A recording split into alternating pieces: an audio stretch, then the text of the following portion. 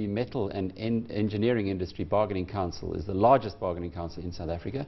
Joining us now in studio is Gerhard Papenfus, Chief Executive of NEASA, to discuss what he believes is the industry illegally obtaining a bargaining council agreement. That's quite strong words, Gerhard. What's going on? What's happening here? Illegal bargaining agreements? Yeah. You're obviously pretty irritated. Oh yes. Just a bit of history. 2011, the bargaining council, meaning the employers and trade unions, some employers and trade unions, enter into a 3-year agreement. Just prior to that, our organization launched a dispute against the MEIBC on the basis of the unconstitutionality of the MEIBC in terms of their own constitution. We alerted the minister to that in repetitive communication. She ignored that and extended that agreement.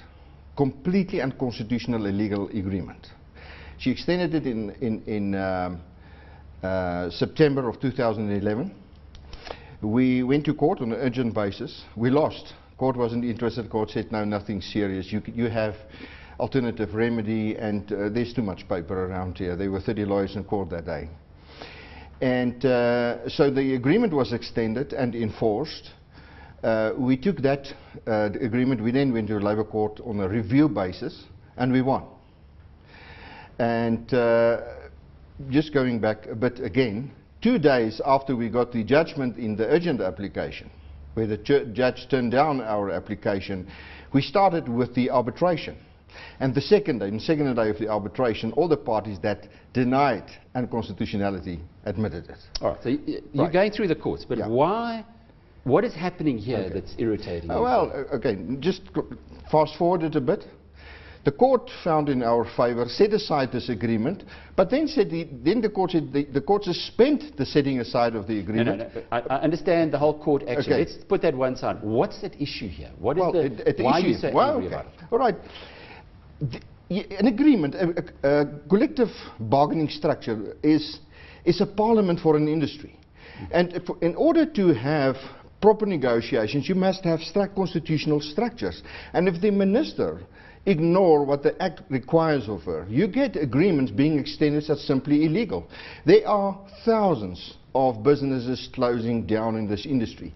The General Secretary of the Bargaining Council very recently said last week on SABC that this council has lost jobs from 1 million to 300,000. We're not creating work. If we want to go create work in South Africa, mining industry and manufacturing is very important. We will not create work in this industry. This industry is so expensive. It is an impossible industry for entrepreneurs and small business. But again, go a little bit further back. Yeah. The Bargaining Council agrees to wage rates. Is this what's all conditions of employment? But primarily wages. Oh, primarily wages. But you know, they dictate the environment of a workplace in all respects, except funerals. But in every respect, they interfere in the lives of the businesses. It is a system which controls the working environment by remote control. Every aspect of the relationship between the employer and his employees are dictated by bargaining councils. And bargaining councils, in other words, from what we're understanding or what you're telling us, set the bar too high for entrepreneurs, small entrepreneurs. Absolutely. And what is the problem? Is that the Labour Relations Act, which facilitates these agreements and the extension thereof, favors big business and big trade unions. Because the Act doesn't count the number of businesses. The Act counts employees twice. The number of employees, that's members of trade unions, and the number of workers employed by business. And I've said it in this forum, if you have one business employing 1,000 employees and 900 businesses, each employing 1 employee, and that one employer with 1,000 reach an agreement with trade unions, he can have it extended. He can push all 900 out of business, close their businesses, and obtain a monopoly in an industry. That is how the system works, and it was done so on purpose. Because if small business had their say, there would not have been bargaining councils anymore. This is the dilemma we're facing. The Act was written to preserve the system from the outset, and from Jan Smuts's time, almost 100 years ago, it was an exclusive system that benefited some at the cost of others. It's always been the case, it is still the case. And I believe there's some in government that would like to change it, but COSATU will not allow that that be changed. That is their lifeline. So Gerhard, what would you like to see then change regarding bargaining? Well, I think the main thing, if bargaining councils will survive, then there must be at least a dual system where big business do their own thing and small entrepreneurs have their own arrangements with trade unions. Currently it's not the case. That is a starting point. If that's not going to happen, you will not see bargaining councils in future. The economic pressure will kill these systems. It's extraordinary. The whole world realizes that the world of work is changing dramatically. We know it's there for us to see that big business is retrenching people, laying people off, and that the only way out of all of this is to encourage entrepreneurship. But you're saying entrepreneurs in this sector, at least in the engineering sector, are not being encouraged. In fact, they're being discouraged by almost a closed shop agreement by both big business and by labour. There's no entrepreneurs in this industry. You cannot start a business. If we've done a research amongst our members, and we said, if your business burns down, you get your money, will you reinvest in this industry? 92% say never. Say that again. 92% say we will not reinvest our money in this industry. So we're caught in here. For as long as we're caught in here, we'll carry on. But if we had a way out, we'd be gone. I see businesses, I see it continuously. A guy saying, you know, I used to employ. You see this big factory and you ask the person, what's this, all this size, all this space? He says, you know what, I used to employ 250 people. I now employ 7. What do they do?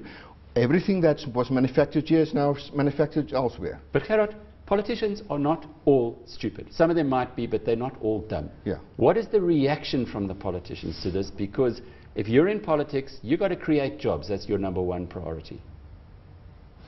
Well, you know, I think politicians are not stupid, but I think they are more concerned about surviving in the short term.